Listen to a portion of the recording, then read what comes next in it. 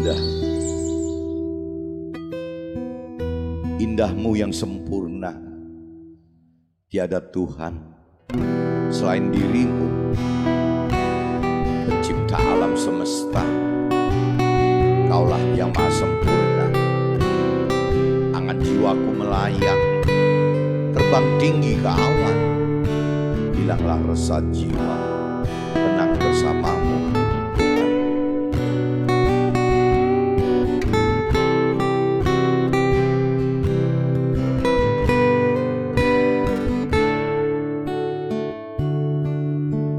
Embun pagi membasahi bumi, matahari menyinari bumi, bintangmu menghiasi malam, gunungmu menjaga bumi.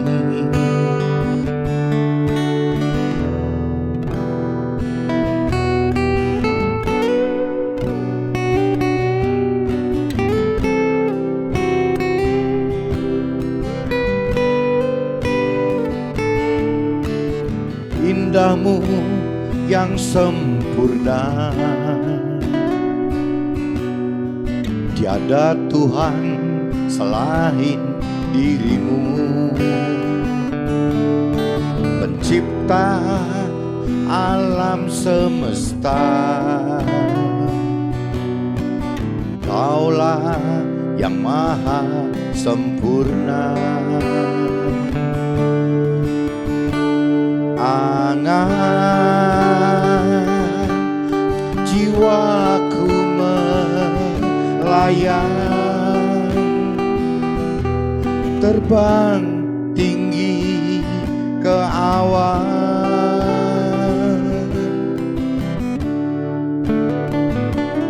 Hilanglah resah di jiwa, tenang bersamamu Tuhan.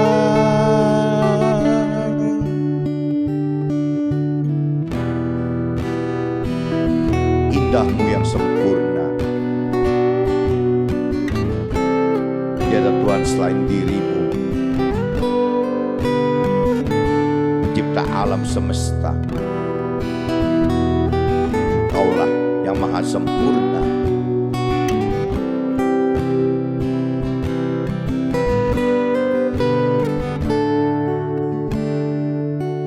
Bintangmu menghiasi malam,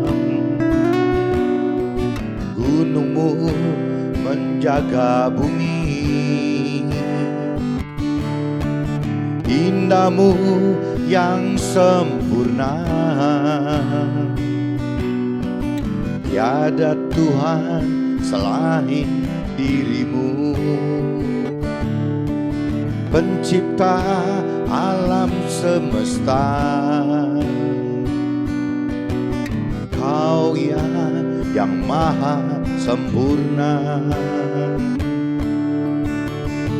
Angan jiwaku melayang, terbang tinggi ke awan.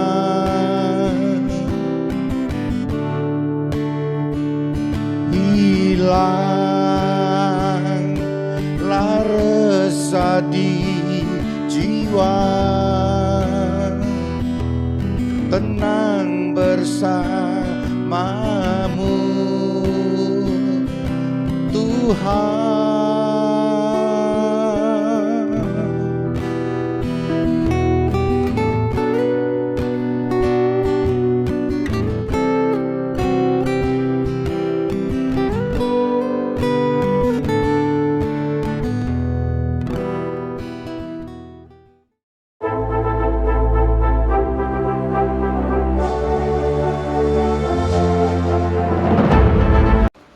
Jumpa kembali di MTD Journey Inspiration of Life. Pagi ini saya mau coba sharingkan teman-teman dengan tema hidup menurut rancangan dan kehendak Tuhan adalah hidup menurut roh, bukan daging, juga bukan nafsu dunia.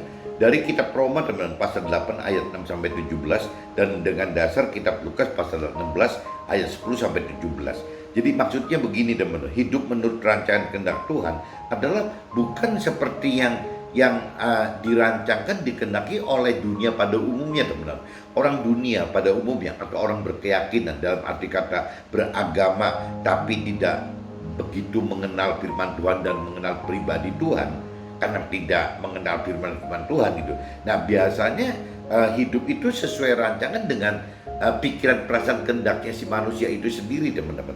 Sedangkan kalau kita bicara hidup yang menurut rancangan kehendak Tuhan, ya otomatis ya harus sesuai dengan pikiran perasaan kehendak Tuhan gitu. Nah pikiran perasaan kehendak Tuhan itu pasti mengait dengan firman Tuhan teman. Jadi berita pada firman Tuhan, janji-janji Tuhan, rancangan dan kehendak Tuhan itu semua ada di firman Tuhan teman. Cuman untuk mengerti firman Tuhan kita mampu menghidupkan roh Tuhan gitu. Jadi kita harus menghidupkan roh Tuhan. Kita juga mesti untuk bisa mengerti firman Tuhan kita harus menghidupkan roh Tuhan, dan untuk mampu melakukan firman Tuhan kita juga harus menghidupkan roh Tuhan teman. Jadi di sini ada tiga keterkaitan teman-teman. Ada cerita kita harus menghidupkan, kita harus tahu dari dasar itu bahwa kita itu memiliki roh gitu. Ada tubuh, jiwa, dan roh di dalam kita. Itu pertama teman, roh kitanya. Kita juga harus tahu di dalam firman Tuhan juga ada roh teman-teman. Yang berarti harus dihidupkan gitu. Roh firman Tuhannya gitu. Begitupun roh Tuhan teman. Roh Tuhan itu adalah roh kebenaran atau roh kudus gitu, yang memang, atau mungkin kalau orang teman-teman di muslim katakan itu nur teman-teman. Jadi ada tiga macam roh ya kalau saya amati gitu. Ada roh kitanya sendiri, roh kitanya manusia ini, ada roh gitu. Ada juga firman Tuhan yang pasti juga bentuknya berupa roh teman-teman. Dan juga ada roh Tuhan gitu, roh Tuhan Allah. Roh Tuhan Allah yang diberikan kepada kita itu ya sebutannya roh kebenaran, roh Tuhan, atau roh kudus, atau teman-teman di muslim katakan itu nur gitu, cahaya yang dari Allah gitu. Nah ini saya sebelum masuk ke draft teman-teman, saya coba bacakan dulu kitab Roma pasal 8 ayat 6 sampai 17 teman-teman. Kitab Roma teman-teman pasal 6, kitab Roma pasal 8 ayatnya 6 sampai 17 teman-teman. Judul perikopnya hidup oleh roh. Perikopnya judulnya itu hidup oleh roh gitu. Karena keinginan daging adalah maut, tetapi keinginan roh adalah hidup dan damai sejahtera. Sebab keinginan daging adalah perseteruan terhadap Allah, karena tidak takluk kepada hukum Allah. Hal ini memang tidak mungkin baginya gitu. Mereka yang hidup dalam daging tidak mungkin berkenan kepada Allah. Tetapi kamu tidak hidup dalam daging, melainkan dalam roh. Jika memang roh Allah diam di dalam kamu, tetapi jika orang tidak memiliki rohnya yang dari firman Tuhan tersebut gitu, dia bukan miliknya Tuhan Allah gitu. Tetapi jika roh yang di dalam firman Tuhan itu ada di dalam kamu, maka tubuh memang mati karena dosa, tetapi roh adalah kehidupan oleh karena kebenaran gitu. Jadi roh di dalam firman Tuhan itu adalah roh kebenaran teman, roh kebenaran dari Tuhan Allah juga gitu. Makanya tadi saya katakan bahwa roh itu jadi ada roh Tuhan Allah yang di dalam kita, seperti contohnya roh Tuhan Allah itu ada tinggal juga di Nabi Isa teman-teman, yang orang Nasrani katakan roh Tuhan atau roh kebenaran atau roh kudus gitu.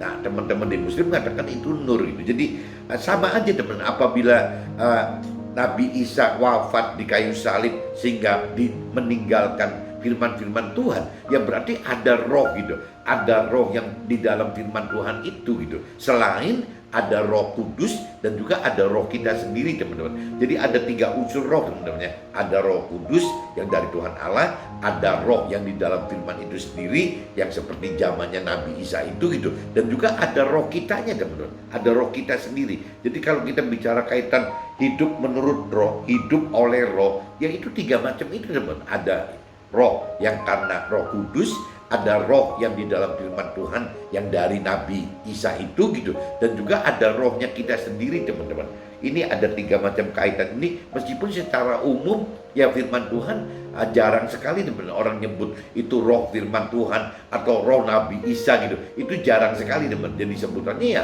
firman Tuhan. Yang disebut roh itu ya cuma 2, antara Roh Kudus ya roh yang dari Tuhan Allah bagi kita, dan roh kita adalah tempatnya Roh Kudus gitu. Cuman yang disebut umum itu 2 macam roh itu teman. Sebenarnya kalau didetailkan lagi ya firman Tuhan pun ya roh gitu. Roh yang dari Nabi Isa itu teman-teman ada di dalam firman Tuhan itu. Jadi kalau kita totalin ada 3, ada roh Tuhan Allah, ada roh firman Tuhan, dan ada rohnya kita sendiri. Nah ini harus ngait semua teman. Kalau 3 ini tidak mengait, kita tidak bisa hidup oleh roh gitu. Intinya gitu teman-teman.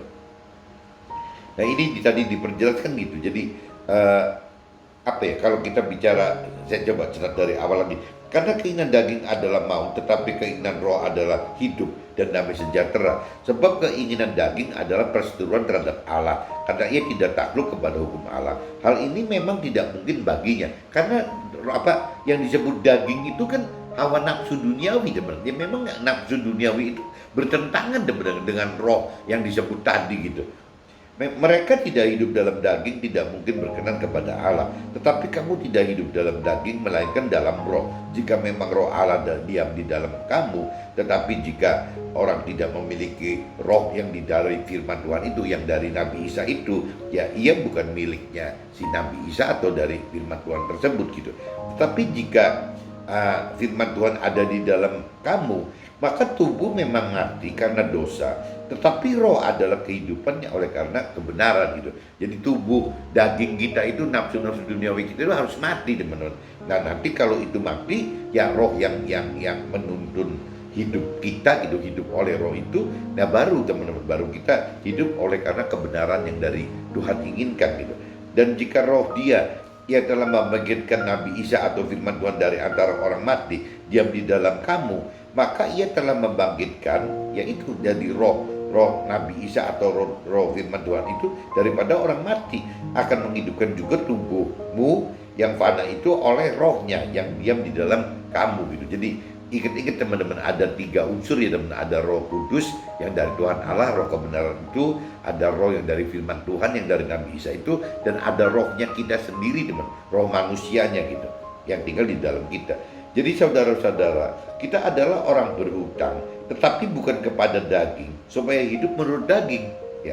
Sebab jika kamu hidup menurut daging, kamu akan mati. Tetapi jika oleh roh kamu mematikan perbuatan-perbuatan tubuhmu, kamu akan hidup. Semua orang yang dipimpin roh Allah adalah anak Allah. Sebab kamu tidak menerima roh perbudakan yang membuat kamu menjadi takut lagi, tetapi kamu telah menerima roh yang menjadikan kamu ya anak Allah. Oleh roh itu kita berseru ya Abba, ya Bapa. Roh itu bersaksi bersama-sama dengan roh kita bahwa kita adalah anak-anak Allah. Dan jika kita adalah anak, maka kita juga adalah ahli waris. Maksudnya orang-orang yang berhak menerima janji-janji Allah, yang akan menerimanya bersama dengan ya apa firman Tuhan itu, melakukan firman Tuhan itu. Dan juga waktu melakukan firman Tuhan itu teman-teman, ini gak aneh nih. Firman katakan yaitu jika kita menderita bersama-sama dengan yang melakukan firman Tuhan tersebut teman-teman. Jadi Nabi Isa juga alamin seperti ini teman-teman, supaya kita juga dipermuliakan bersama-sama dengan dia, dipermuliakan karena melakukan firman Tuhan, dan dipermuliakan bareng-bareng sama Nabi Isanya teman-teman. Nah ini saya sudah bacakan di kitab Roma pasal 8 ayat 6 sampai 17 teman-teman. Nah sekarang sebelum ke draft, saya langsung aja ke kitab Lukas teman-teman. Kitab Lukas pasal 16 teman-teman, coba teman-teman cari pasal 16. Lukas pasal 16 ayatnya 10 sampai 17 teman-teman. Ayatnya 10 sampai 17. Judul perikopnya teman-teman, setia dalam perkara yang kecil, nasihat. Setia dalam perkara yang kecil, nasihat. Barang siapa setia dalam perkara-perkara kecil, ia setia juga di dalam perkara-perkara besar. Dan barang siapa tidak benar dalam perkara-perkara kecil, ia tidak benar juga dalam perkara-perkara besar. Jadi Jikalau kamu tidak setia dalam hal mamon yang tidak jujur, siapakah yang akan mempercayakan kepadamu harta yang sesungguhnya?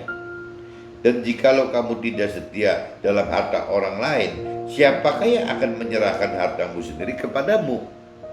Seorang hamba tidak dapat mengabdi kepada dua tuan, karena jika demikian ia akan membenci yang seorang dan mengasihi yang lain gitu. Atau ia akan setia kepada yang seorang dan tidak mengindahkan yang lain.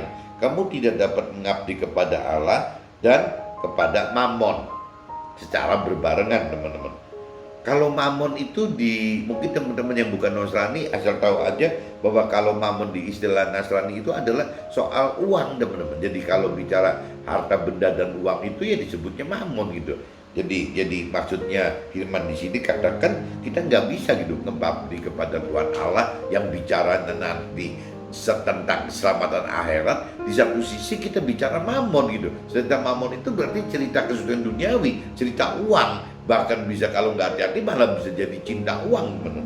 Jadi ya memang apa firman lain juga katakan bahwa musuh Tuhan Allah yang paling berat itu benernya ya Mammon itu, bener. Karena kaitannya nanti ujung-ujungnya dengan cinta uang. Nah, cinta uang ini yang sangat sulit ditolak gitu atau dimengerti oleh orang-orang dunia dan orang yang berkeyakinan gitu. Karena tetap nomor satu itu mereka anggap bahwa hal-hal sukses duniawi itu, hal-hal yang kebahagiaan duniawi itu, hal-hal memenuhi kebutuhan duniawi itu adalah yang terpenting bagi orang dunia dan orang keyakinan yang akan dengan pola seperti itu, teman-teman. Karena target mereka adalah kesuksesan duniawi gitu. Bukan yang Tuhan inginkan targetnya. Kalau duniawi kan pengennya target sukses duniawi, teman, bahagia duniawi, pemenuhan nafsu-nafsu duniawi gitu. Nah, tapi kalau target Tuhan kan beda, teman. Ya target Tuhan adalah keselamatan akhirat, bagaimana mendapatkan damai sejahtera yang kekal, bagaimana bisa hidup di dalam kerajaan surga nanti gitu. Ya seperti itu, targetnya beda, teman. Jadi orang dunia dan orang keyakinan itu dengan orang-orang yang hidup berdasarkan roh itu ya beda sekali, teman-teman. Semuanya itu didengar oleh orang-orang Farisi, hamba-hamba uang itu, dan mereka mencemoohkan dia. Lalu ia berkata kepada mereka, kamu memberikan diri di hadapan orang, tetapi Allah mengetahui hatimu, sebab apa yang dikagumi manusia dibenci oleh Allah. Ya tadi, teman-teman, yang dikagumi manusia adalah sukses duniawi, bahagia duniawi, pemenuhan hal-hal duniawi di dunia ini gitu. Tapi kalau bicara dikagumi itu dibenci Allah gitu. Nah, tapi yang dikagumi Allah adalah bagaimana kita mendapatkan keselamatan akhirat, keselamatan hidup di akhirat, bagaimana kita mendapatkan damai sejahtera yang kekal gitu. Bagaimana kita bisa masuk ke dalam surga, syukur-syukur bisa masuk ke dalam timnya Tuhan itu. Bukan cuma masuk surga sebagai warga surga, tapi masuk sebagai tim gitu. Tim kerajaan atau keluarganya Tuhan dalam hal mengelola ya warga-warga surga ini, teman-teman. Itu yang dikagumi manusia dan dibenci Allah. Yang dikagumi Allah itu dibenci manusia, pada umumnya gitu, teman-teman. Sebelum kita mengenal bahwa kita ini hidup harus dasarnya dengan roh, bukan dengan daging atau nafsu duniawi gitu. Hukum Taurat dan kitab para nabi berlaku sampai kepada zaman Yohanes, dan sejak waktu itu kerajaan Allah diberitakan dan setiap orang menggagahinya berebut memasukinya. Lebih mudah langit dan bumi lenyap daripada satu titik dari hukum Taurat batal. Nah ini jadi teman-teman juga mesti camkan di ayat 17 bahwa jangan sampai kita mikir karena kita hidup dalam area kita perjanjian baru jadi dasarnya kasih karunia yang dari Tuhan gitu, bukan dari hukum Taurat yang di perjanjian lama itu gitu. Ya ini yang kita mesti hati-hati, teman-teman, bahwa Tuhan ingatkan, firman Tuhan ingatkan, tidak ada satu iota, satu titik ya, lebih mudah langit dan bumi lenyap daripada satu titik dari hukum Taurat batal. Jadi tidak ada hukum Taurat yang dibatalkan, teman-teman. Jadi yang namanya kitab hukum Taurat di kitab perjanjian lama itu adalah disempurnakan oleh perjanjian baru ini dengan hukum kasih karunia, teman-teman. Bukan hukum yang bicara teoritis, hukum baku gitu, tapi dasarnya kasih karunia. Ini teman-teman mesti camkan ini gitu. Jadi jangan sampai berpikir bahwa kalau kita sudah ada di area kitab perjanjian baru ya dengan dasarnya kasih karunia, berarti yang namanya hukum-hukum di dalam Taurat di kitab perjanjian lama itu tidak berlaku. Bukan teman-teman. Jadi tetap berlaku, cuma disempurnakan oleh si kitab perjanjian baru dengan kasih karunia yang dari Tuhan. Ini saya udah bacakan juga teman-teman, kitab Lukas pasal 16 ayat 10 sampai 17. Nah, ini saya coba masuk ke draft aja teman-teman. Kalau kita menyimak firman di kitab Roma pasal 8 ayat 7 teman-teman. Sebab keinginan daging adalah perseteruan terhadap Allah, karena ia tidak takluk kepada hukum Allah. Jadi maksudnya daging itu, keinginan daging itu tidak takluk kepada hukum Allah gitu. Nah, hal ini memang tidak mungkin baginya gitu. Jadi kalau kita bicara daging itu mengikuti hukum Allah gitu, ya memang tidak mungkin teman. Tidak mungkin bagi si hukum daging ini gitu. Jadi tanpa mengenal dan mengerti bahwa ada unsur roh di dalam kita dan ada firman Tuhan di dalam roh kita, serta tanpa kita hidupkan roh Tuhan gitu ya dalam roh kita, maka kita akan hidup sesuai keinginan daging yang berupa ya hawa-hawa nafsu duniawi itu teman-teman. Jadi teman-teman sekali lagi camkan di sini teman-teman, firman Tuhan itu jarang sekali teman-teman disebutnya itu seolah roh gitu ya. Tapi kalau kita bicara dari persepsi firman Tuhan waktu Tuhan Allah awal gitu utus ke dalam dunia ini, firman Tuhan itu kan yang diutuskan Nabi Isa teman. Nabi Isa adalah perantara yang didapat kuasa dan perintah peraturan dari Tuhan Allah untuk bisa memberikan perintah dan peraturan Tuhan Allah teman-teman. Meskipun setelah wafat itu dirangkum menjadi kitab suci yang dirangkum menjadi firman Tuhan gitu. Jadi sama aja teman-teman, di dalam waktu Nabi Isa melakukan perintah peraturan firman Tuhan tersebut, ya pastikan Nabi Isa dengan waktu itu ada Nabi Isa itu kan berarti ada dua, ada cerita roh yang dari Tuhan Allahnya sendiri maupun roh yang dari Nabi Isa-nya sendiri teman-teman. Tapi setelah Nabi Isa wafat gitu, bentuknya roh Nabi Isa itu berubah menjadi firman Tuhan. Nah, berarti di dalam firman Tuhan itu ada roh yang Nabi Isa tersebut teman. Jadi kalau kita detailkan gitu ya, roh itu ada roh yang dari Tuhan Allah sendiri teman-teman, ada roh yang dari Nabi Isa, dan ada roh yang kita sendiri teman-teman. Jadi di dalam kita itu sebenarnya ada 3 unsur roh, ya unsur roh kita sendiri, ada unsur yang dari firman Tuhan atau dari Nabi Isa, dan ada unsur roh yang dari Tuhan Allah teman-teman. Jadi ada 3 ini. Meskipun kalau secara umum kalau saya pelajari gitu jarang sekali ada sebutan rohnya Nabi Isa atau rohnya firman Tuhan gitu. Jadi kalau kita melakukan hidup dalam roh itu ya umumnya bagaimana kita hidup dengan dasar firman Tuhan, bagaimana kita hidup dengan dasar ya roh Tuhan gitu teman-teman. Plus satunya roh kita gitu. Jadi ada 3 unsur itu iya teman. Jadi ada firman Tuhan, ya ada roh Tuhan, dan ada roh kita sendiri.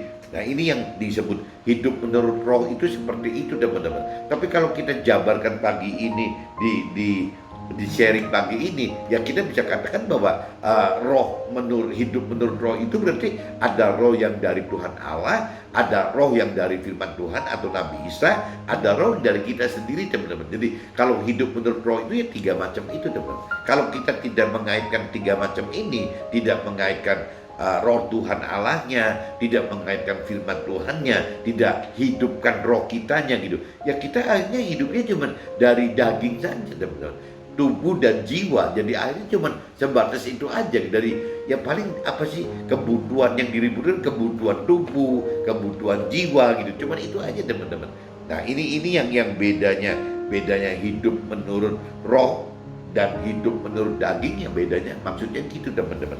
Jadi kalau yang daging ya pasti dasarnya karena bukan dari firman Tuhan, tapi hidup sesuai dengan pikiran perasaan dan kehendaknya manusia sendiri, itu daging teman. Nah umumnya ya, nafsu duniawi gitu. Tapi kalau kita hidup menurut roh ya berarti kembali lagi yang kita hidup berdasarnya harus bisa taat, percaya kepada roh Tuhan Allah, taat dan percaya kepada firman Tuhan Allah atau roh yang dari Nabi Isa itu gitu.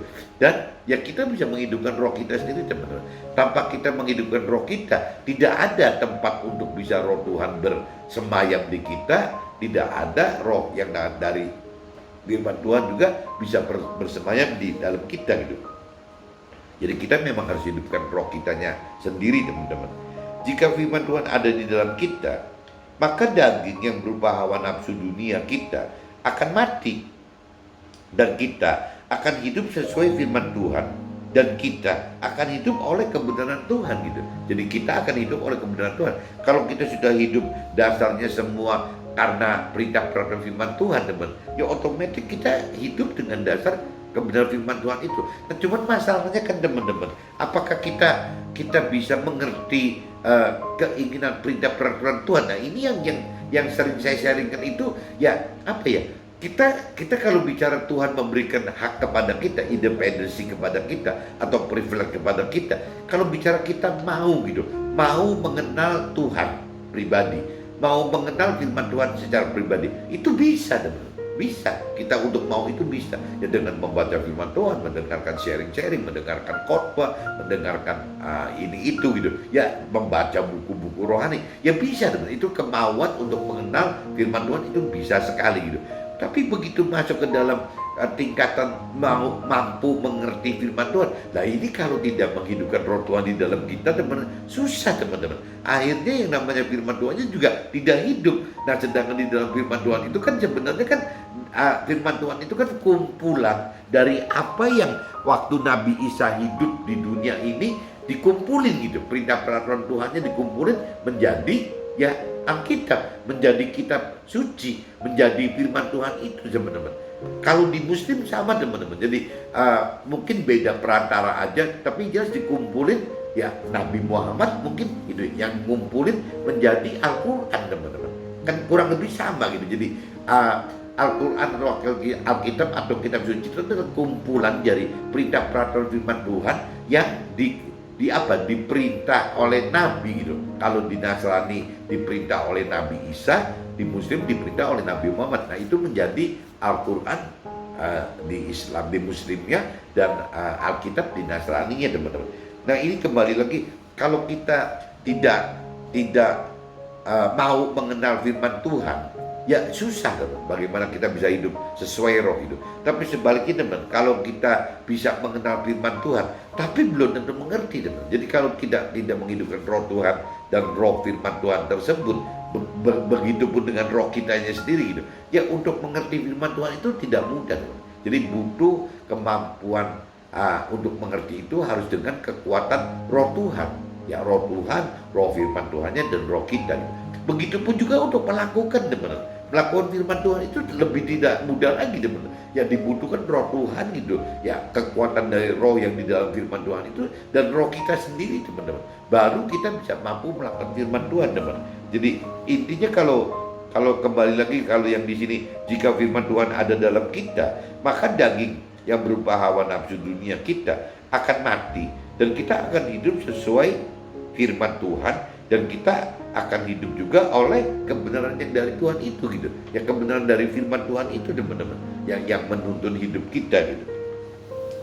Roh Tuhan dan firman Tuhan serta roh kita bersaksi bersama-sama. Jadi roh Tuhan dan roh yang ada dalam firman Tuhan serta rohnya kita sendiri bersaksi bersama-sama bahwa kita adalah anak Allah gitu. Jadi apabila kita sudah menghidupkan roh-roh tersebut, ya kita tidak beda gitu, bahwa kita ini adalah anak Allah. Dan jika kita anak Allah, maka kita juga adalah ahli waris gitu, sebagai orang yang berhak menerima janji-janji Allah jika kita mau dan mampu melakukan firman dan alami penderitaan waktu melakukan firman tersebut demi yang dipermuliakan bersama Tuhan gitu. Jadi ini kaitannya balik lagi teman-teman. Untuk tadi saya katakan kan, kalau untuk mau mengenal firman Tuhan masih mungkin gitu. Kekuatan pribadi kita masih bisa untuk bisa mengenal firman Tuhan. Tapi kalau mampu mengerti firman Tuhan teman, tanpa ada roh Tuhan, tanpa ada roh firman Tuhan, dan tanpa ada roh kita, ini untuk mampu mengerti pun sulit. Nah apalagi untuk melakukannya gitu. Melakukan itu sama dengan apabila tidak ada roh Tuhan, tidak ada roh firman Tuhan, dan tidak ada roh kita sendiri, ya untuk melakukan itu sulit. Kenapa sulit teman-teman untuk melakukan firman? Karena umumnya ya melakukan firman itu adalah satu penderitaan bagi orang-orang dunia dan orang punya keyakinan teman-teman, dan dihindari gitu orang yang punya yang berpikir duniawi gitu, yang rasanya tidak mau gitu untuk bisa melakukan firman Tuhan, karena bertentangan dengan apa yang diinginkan oleh duniawi itu kan, kesuksesan duniawi, kebahagiaan duniawi, bagaimana memenuhi hal-hal duniawi gitu. Ini bertentangan dengan apa yang maunya firman Tuhan atau roh gitu. Ya kalau firman Tuhan atau roh itu kan malah kebalik, menginginkan bagaimana kita mendapatkan selamat akhirat, bagaimana mendapatkan damai sejahtera di dalam alam yang kekal nanti di akhirat gitu. Bagaimana kita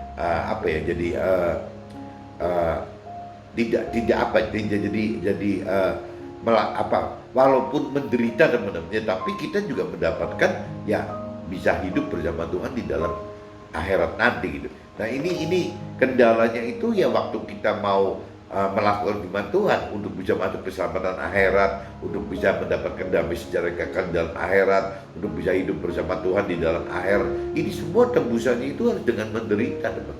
Bahkan kalau waktu Nabi Isa itu kan sampai wafat di kayu salib gitu. Nah sedangkan kalau kita mungkin tidak sampai targetnya itu wafat di kayu salib, tapi yang minimal bagaimana kita bisa mematikan daging kita, bagaimana kita mematikan nafsu dunia kita gitu. Karena kalau kita daging kita masih hidup, nafsu duniawi kita masih hidup, nggak mungkin teman kita bisa melakukan apa yang diperintahkan oleh firman Tuhan, itu nggak mungkin gitu. Karena bertentangan, jelas bertentangan gitu. Dan kalaupun kita waktu melakukan itu, yang namanya cemooh itu banyak sekali teman-teman. Cemooh baik dari masyarakat yang di sekitar kita, baik yang di komunitas kita, baik yang di dalam keluarga besar kita, keluarga kecil kita, keluarga kita gitu. Bahkan mertua dan orang tua kita atau anak-anak kita, bahkan pasangan kita teman. Pasangan kita itu bisa juga mencemooh apa yang diinginkan oleh roh itu gitu. Ya ini ceritanya kan nggak jauh-jauh. Kalau teman-teman menyimak ceritanya Nabi Ayub kan, ya memang Nabi Ayub mengalami itu kok teman-teman. Nabi Ayub itu benar-benar mengalami itu gitu, cemooh dari istrinya, penindasan dari istrinya, sampai dia bubar gitu teman.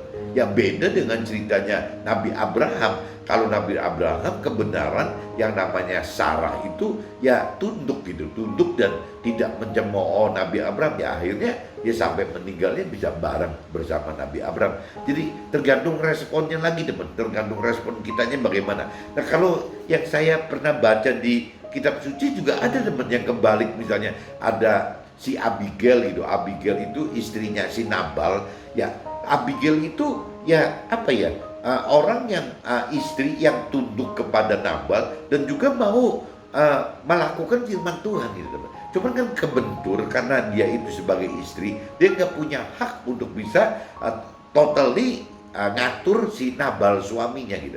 Nah akhirnya kan kalau kita cerita di cerita firman Tuhannya, akhirnya kan Nabalnya meninggal teman, meninggal dunia, malah Abigailnya malah jadi menikah gitu dengan Raja Daud gitu. Salah satu istrinya Raja Daud ya Abigail ini teman. Nah ini kan satu bukti gitu bahwa Abigail itu tetap percaya Tuhan, tetap komit dengan melakukan firman Tuhan. Ya ujungnya ya Tuhan, meskipun ribut gitu antara Abigail dengan Nabal, dengan suaminya, tapi akhirnya Tuhan ya bisa memposisikan si Nabalnya meninggal dan Abigailnya malah nikah sama Daud gitu.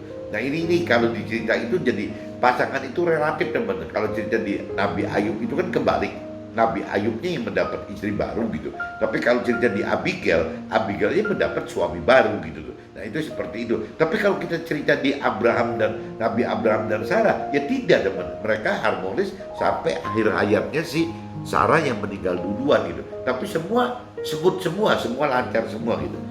Nah ini ya itu teman-teman yang disebut menderita melakukan firman Tuhan itu ya harus melewati penderitaan ini gitu. Nah ini teman-teman kalau kita masuk ke firman Lukas gitu, kitab Lukas pasal 16 ayat 13, pasal 16 dan ayat 13. Seorang hamba tidak dapat mengabdi kepada dua tuan, Karena jika demikian, ia akan membenci yang seorang dan mengasihi yang lain, atau ia akan setia kepada yang seorang dan tidak mengindahkan yang lain gitu. Kamu tidak dapat mengabdi kepada Allah dan kepada Mammon.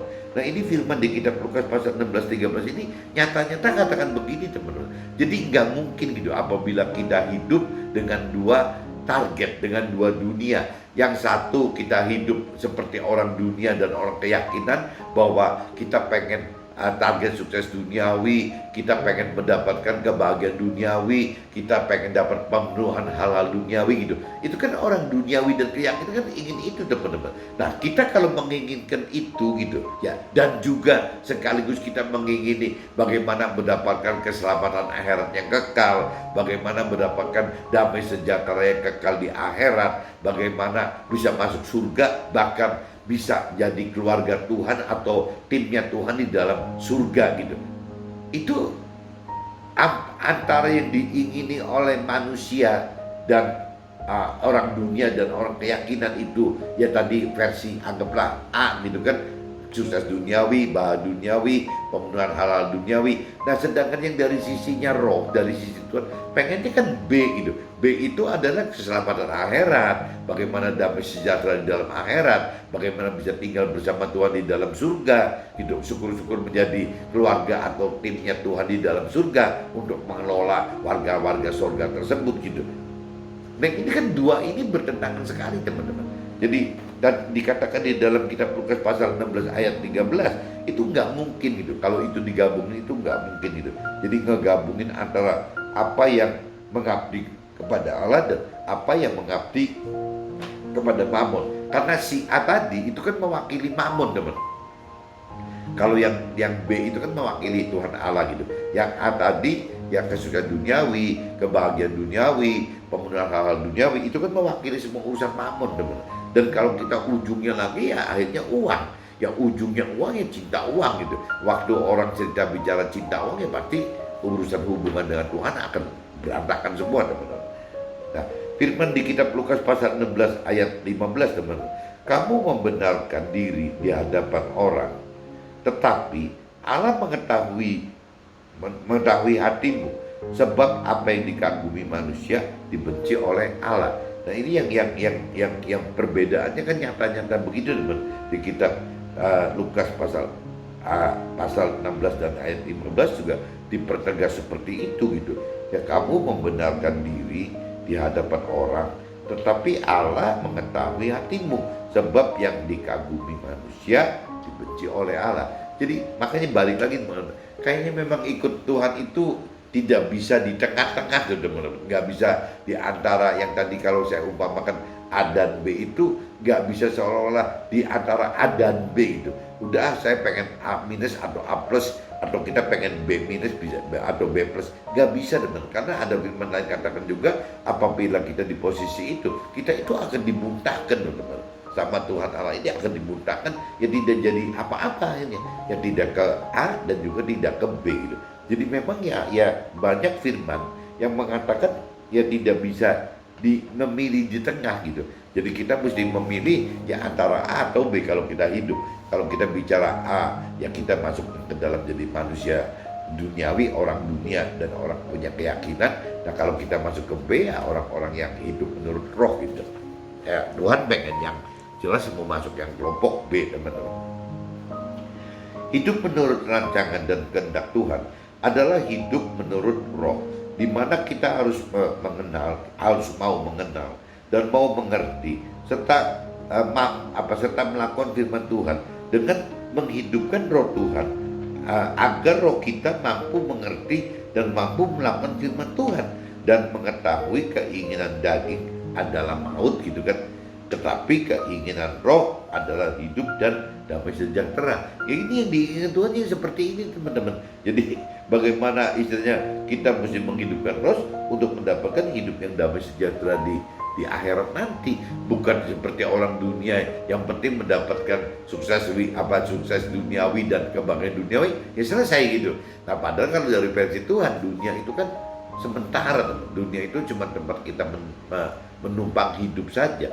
Bahkan benarnya dunia itu adalah tempat memproses, teman. Bagaimana kita bisa terproses ya untuk bisa masuk ke dalam kerajaan sorga gitu. Ya itu prosesnya ada di dunia ini teman. Jadi kalau ada yang mengatakan ya di dunia ini seperti proses metamorfosa gitu, perubahan dari ulat jadi kepompong dan menjadi kupu-kupu pada akhirnya, ya sesuatu yang indah gitu, bukan cuma ulat yang menjijikan. Nah itu prosesnya itu di dunia ini teman-teman. Cuma kadang-kadang orang sering nggak tahu loh kenapa mentor rohani atau rohaniawannya tidak menjelaskan kepada teman-teman atau kepada keluarga gitu bahwa ada konsekuensi seperti ini. Ya kenapa kok mayoritas gitu teman-teman itu kok lebih tidak mengerti akan firman Tuhan, boro-boro melakukan firman Tuhan. Untuk mengenal dengan benar aja masih sedikit sekali, ya untuk mengerti dengan benar lebih sedikit lagi gitu.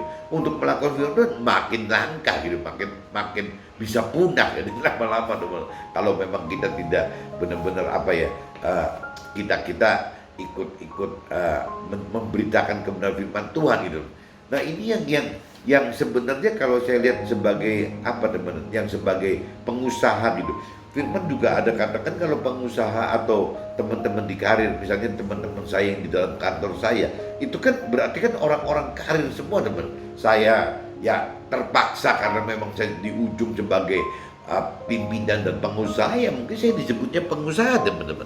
Terus gimana? Kan saya nggak mungkin disebutnya orang karir gitu, karena saya memang yang memiliki usaha ini. Jadi lepas lebih besar atau tidak lebih besar dari orang karir gitu, tapi saya menyandang status ya sebagai pemilik, sebagai pengusaha. Nah ada pun teman-teman yang membantu saya di kantor gitu, ya disebutnya kan staf dan karyawan teman. Ada staf dan itu kan orang-orang karir saya teman-teman.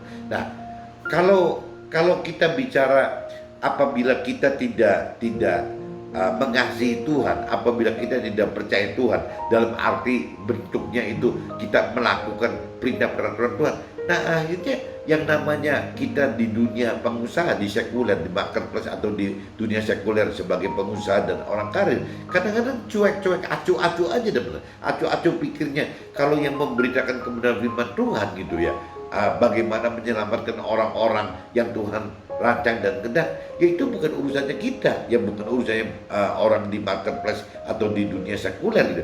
Orang rata-rata mikirnya gitu dong. Padahal ya ada orang yang men-sharingkan bahwa yang namanya kita sebagai pengusaha, kita sebagai orang karir itu seharusnya mendapatkan satu kemudahan teman-teman, mendapatkan satu kemudahan untuk bisa di-welcome oleh pengusaha lain atau orang karir lain teman-teman, dibanding pengusaha lain atau orang karir lain mendapatkan satu pemberitaan kebenaran firman Tuhan dari mentor rohani yang dari bicara rohani atau dari rohaniawan yang juga bicara teori rohani gitu. Ini kadang-kadang yang namanya pengusaha dan orang karir itu susah teman-teman. Ya ada penolakan dulu gitu. Jadi waktu mereka mengajarkan firman Tuhan atau memberitakan firman Tuhan dalam bentuk pengajaran teori firman Tuhan, ini belum apa-apa. Orang pengusaha dan orang karir ini akan menolak teman-teman. Menolak dulu gitu, karena dianggapnya ya mentor rohani atau rohaniawan bisa melakukan seperti itu. Tapi bagaimana gitu kita sebagai pengusaha dan orang karir yang ada di marketplace dan di dunia sekuler, kan tidak semudah yang dilakukan oleh mentor rohani dan si rohaniawan. Asumsi pola pikir dari si pengusaha dan orang karir itu seperti ini teman-teman. Jadi kalau misalnya kita tergerak sebagai pengusaha atau orang karir, bisa tergerak untuk memberitakan kebenaran firman Tuhan kepada pengusaha lain atau kepada orang-orang karir pada umumnya gitu, logikanya lebih mudah diterima teman-teman. Nah ini yang harus kita, kalau kita mengasihi Tuhan, kita percaya Tuhan, harusnya kita juga ya sebagai orang di marketplace di dunia sekuler ini harus bergerak teman-teman. Nah cuman mungkin gerakannya ya tidak bisa mengajarkan teori-teori rohani teman-teman, karena kita memang dari awal tidak dididik untuk bicara hafal firman gitu. Yang bagaimana kita tidak dididik begitu. Yang di marketplace dan di dunia sekuler itu harusnya cuma cukup bagaimana memberitakan kebenaran firman Tuhan, bukan dengan cara mengajarkan teori-teori firman Tuhan gitu, teori-teori rohani, tapi dengan cara menyaksikan gitu apa yang dialami di dalam hidup keseharian hidup kita bersama Tuhan gitu. Dan juga kalau bisa semua itu harus dengan dasar ada firman-Nya, teman-teman. Jadi apa yang kita rasakan hidup bersama Tuhan itu semua harus ada dasar firman-Nya. Karena tidak mungkin Tuhan itu ya Tuhan hidup bersama kita itu tanpa dengan aturan yang ada di firman Tuhan. Jadi pasti semua terkait firman Tuhan, teman-teman. Jadi yang namanya kalau kesaksian memberitakan untuk orang karir ya, untuk orang karir atau pengusaha atau mungkin kita sebutnya marketplace dan orang dunia sekuler, itu umumnya gitu, teman. Bagaimana memberitakan firman Tuhan dengan cara menyaksikan kehidupan sehari-hari bersama Tuhan ya bagi mereka, dan juga jadi semua itu didasari dari ya ada dasar-dasar firman Tuhannya, teman-teman, sebagai pembatas supaya kita jangan bersaksi tidak punya dasar gitu. Nah itu yang saya sering katakan, nanti takutnya kalau bersaksi tanpa dasar nanti tidak beda dengan curahan hati gitu. Jadi curhat itu kan jadi salah, teman-teman. Yang kita bicara menjadi saksi Tuhan itu adalah dalam bentuk ya bagaimana kita pengalaman hidup kita hidup bersama pribadi Tuhan dan hidup di dalam ya firman-firman Tuhan gitu. Nah harusnya kalau kita di marketplace di dunia sekuler bisa efektif di fungsi seperti ini ya, sampai ada yang mengistilahkan ya berarti akan lebih efektif daripada mentor rohani dan rohaniawan gitu. Karena kita kalau bicara secara Nasrani sebagai marketplace gitu, orang yang di marketplace dan di dunia sekuler disebutnya kan domba, teman, bukan gembala gitu. Kalau gembala kan kalau dicerita gembala itu kan manusia, teman, bukan domba gitu. Kalau domba itu ya domba gitu. Nah ada sampai istilah domba itu akan lebih mudah menghasilkan domba lagi, melahirkan domba lagi dibanding seorang gembala yang harus melahirkan domba gitu. Ya mestinya kalau gembala ya akan melahirkan gembala, kalau domba harusnya melahirkan domba gitu. Nah domba di sini kan kita teman-teman, kita. Dan domba ini yang mestinya logikanya, rasionya harus bisa melahirkan domba-domba yang lain lebih banyak dibanding si gembala melahirkan gembala gitu. Ya kita kalau kita bicara di satu activity rumah ibadah aja juga, misalnya anggaplah ada rumah ibadah kecil gitu, ada satu gembala, nah dombanya kan pasti 100 mungkin 1000 orang gitu, dan mungkin minimal begitu. Yang kecil itu kan kurang lebih begitu, 100 sampai 1000 orang lah, 100 sampai 900 orang, anggaplah itu tempat ibadah yang kecil. Tapi kan kalau dibanding sama jumlah gembalanya, nah kan gembalanya satu, teman-teman. Atau anggaplah gembala ada 2 gitu, ya ada asistennya gembalanya, berarti cuma ada 2, lawannya kan 900 orang, teman-teman. 100 sampai 900 orang. Ya pasti kan berarti kalau kita bicara duplikasi gitu, ya si domba ini akan jauh lebih cepat menduplikasi dibanding si gembalanya sendiri, teman-teman. Jadi ya wajar saja kalau pernah saya mendengar di dalam satu seminar itu yang mengatakan bahwa ya kalau domba itu alangkah efektifnya, alangkah baiknya, alangkah benarnya apabila si domba ini melahirkan domba gitu. Tapi kalau bicara gembala ya jangan-jangan gembala ini melahirkan gembala gitu. Ya kalau gembala melahirkan gembala pasti tidak mungkin lebih banyak daripada domba melahirkan domba. Ini seperti itu, teman-teman. Jadi kembali lagi kalau saya simak judul pagi ini, teman-teman, ya hidup menurut rancangan dan kehendak Tuhan. Ya yang Tuhan ingini adalah ya hidup yang menurut dengan roh yang tadi ya dasarnya ada harus menyatakan ada roh di dalam kita, harus menghidupkan roh kita, harus menghidupkan roh firman Tuhan, Nabi Isanya gitu, harus menghidupkan roh Tuhan Allahnya sebagai roh kudusnya gitu. Ya itu, teman-teman, kita harus menghidupkan unsur-unsur roh tersebut dan bukan menghidupkan yang daging kita, teman-teman. Yang pikiran perasaan kehendak kita yang dasarnya bukan dari firman gitu. Pikiran perasaan kehendak itu dasarnya dari kita pribadi sendiri. Nah ini jadi bikin kacau nih, teman. Mudah-mudahan pagi ini saya dengan menjelaskan hidup menurut rancangan kehendak Tuhan adalah hidup menurut roh, ya bukan hidup yang menurut daging atau hawa nafsu duniawi. Mudah-mudahan bisa teman-teman tangkap, teman-teman maksudnya seperti itu. Dan kalau memang bisa ditangkap dan mengerti dan dianggap benar, ya teman-teman harus mulai berubah, teman. Bagaimana untuk tahu mengenal Tuhan pribadi dan firman Tuhannya gitu. Ya, itu silakan, itu kan kemauan dari kita sendiri. Dan juga bagaimana teman-teman bisa menghidupkan menyatakan bahwa di dalam kita itu bukan cuma tubuh jiwa saja, tapi ada unsur roh gitu.